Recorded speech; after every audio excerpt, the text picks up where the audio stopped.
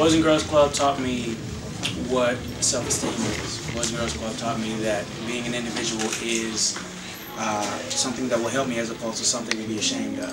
You know, the things that made me different from everybody else made me special, and I learned that in Boys and Girls Club. These are things that I've taken on into my career and became the man you see standing before you today. Being in the public eye, you're considered a role model. So for the new generation, what advice do you have to give to them?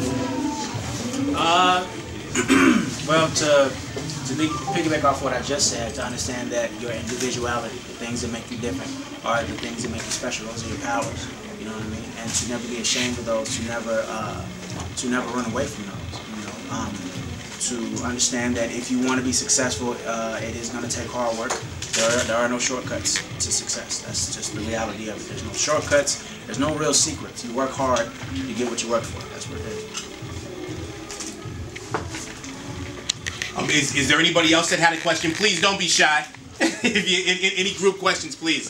Please. The Compound Foundation, what impact do you want that to have on the youth now that's going to be a part of the program? There's a couple different problems that we're tackling that you know, hopefully we'll be able to, you know, shed some light on.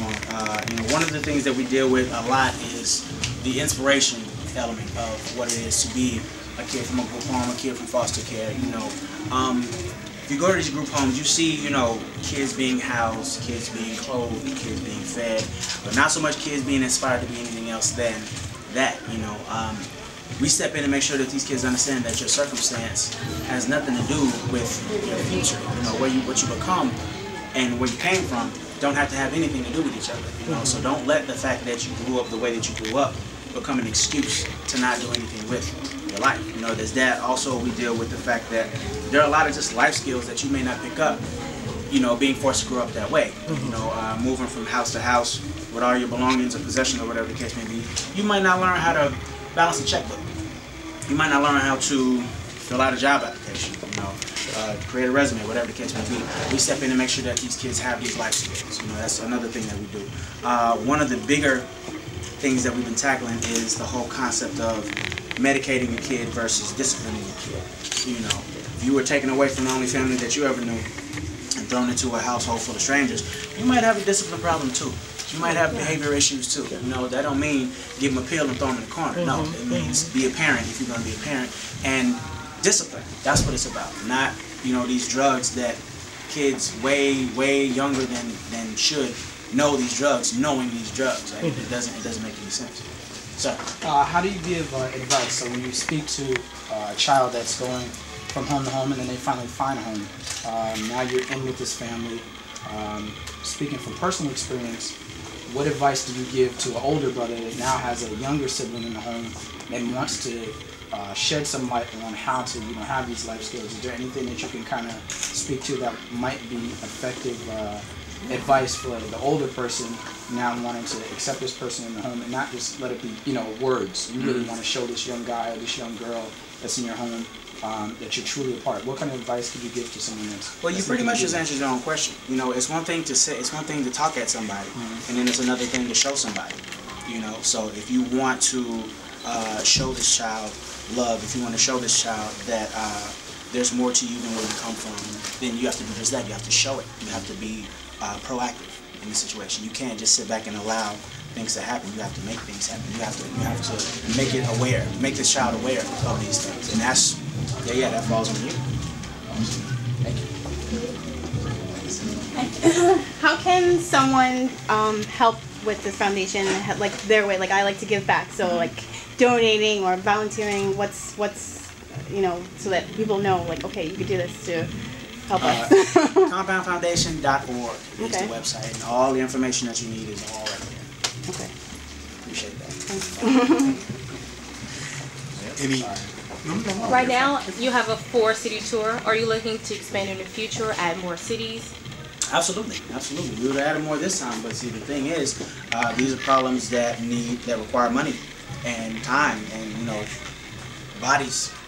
You know, so we're doing, as of right now, we're doing 4 cities because all we can do with the manpower that we have is 4 cities. If we can do 8 cities, we do 8 cities. So, you know, it kind of jumps to what it is that she was just talking about.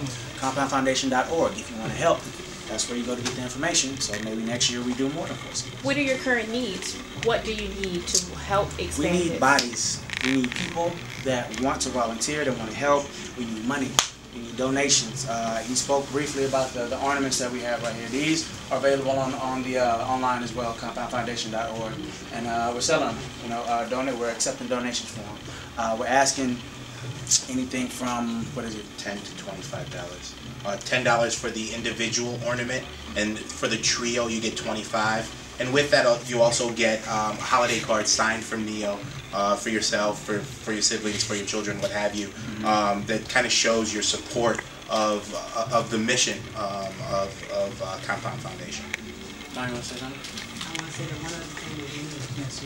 One other thing that we need. Come on. This is my mom, everybody. This is my mom. Just so you know, it's Lorraine Smith. That's one R L-O-R-A-I-N-E Smith.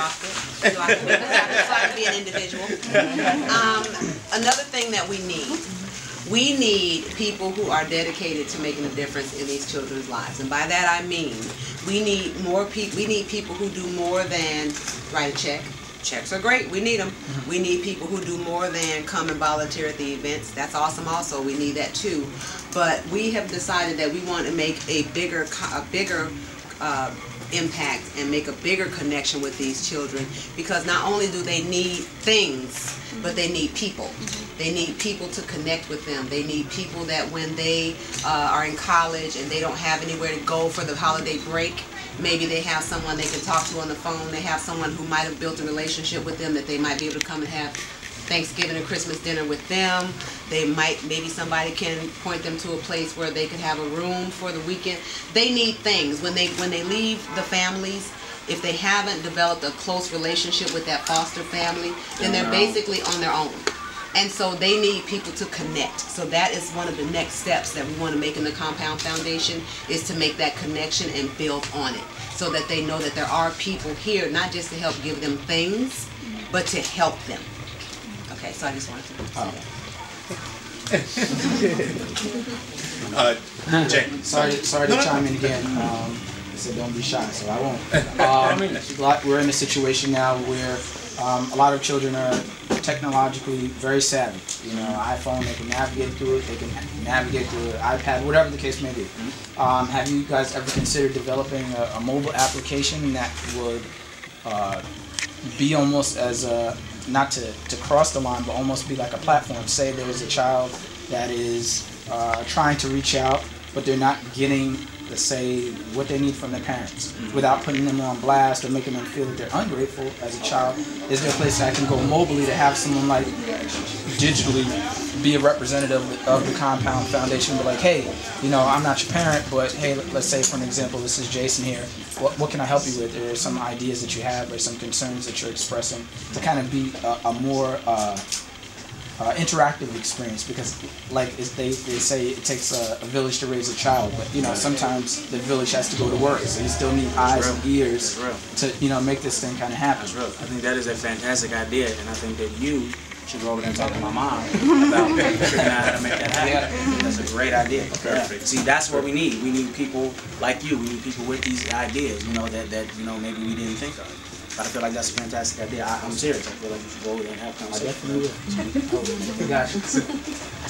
So what we're gonna do? So what we're gonna do at this point, for those that are capturing video, we are going to actually run through the video portion of this, and I apologize if anybody feels like I'm cutting you short. Just trying to keep on the schedule here. If you guys could all understand and respect